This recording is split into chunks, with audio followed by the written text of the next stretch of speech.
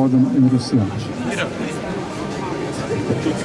Za začetek bom povedal nekaj verzov pesmi, ki jo je pred 56 leti napisal ameriški pesnik. Veliko jih je tukaj med nami, ki menijo, da je življenje le šala. Ampak ti in jaz sva že šla skozi to. In to ni najina usoda. Zato prenehajva govoriti lažno. Ura postaja pozna. So let us stop talking falsely now. Hour is getting late. Ura je res pozna. A za mir nikoli ni prepozno. In skrajni čas je, da si nehamo govoriti napačne stvari. Spopad v Ukrajini povzroča vedno več žrtev in grozi, da preraste v dolgotrajno svetovno vojno. V enem letu je kljub blokadi v poročanju in propagandi prebivalkam in prebivalcem tudi Evrope in ZDA lahko postalo jasno naslednje. Da se ta vojna ni začela na današnji dan pred enim letom, da ni posledica norosti enega človeka in da ne gre samo za vojno med Ukrajino in Rusijo. Na dan prihajajo dejstva, ki niso v prid in čast nikomur, zlasti zahodnim državam in njihovim voditeljem ne. Miru ni mogoče doseči s prikrivanjem vzrokov, s podžiganjem sovraštva, z enostranskim odstopanjem od obljub in sporazumov, trganjem diplomatskih odnosov, medijskim molčanjem o mirovnih predlogih in blokiranjem pogajanj.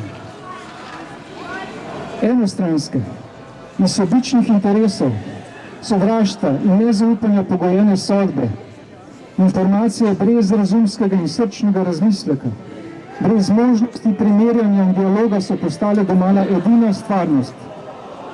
Odgovornost politikov in medijev za nastalo situacijo je neizmerna.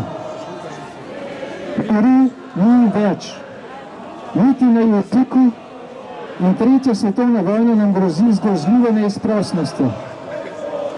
Kaj lahko pričakujemo?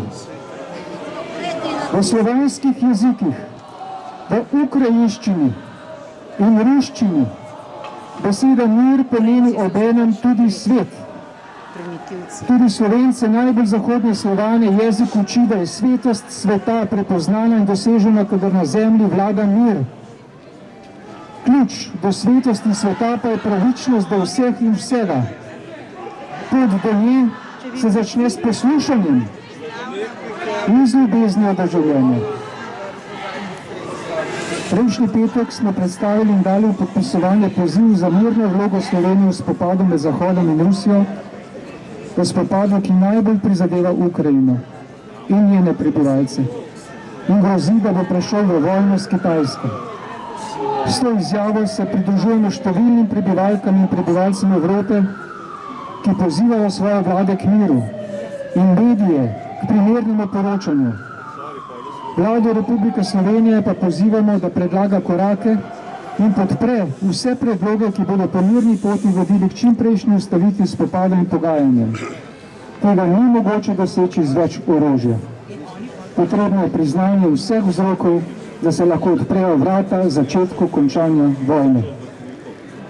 Vabljeni ste, da podpišete peticijo s podpisom oziroma sporočilom na mir-peticija.si. Mir na zemlji.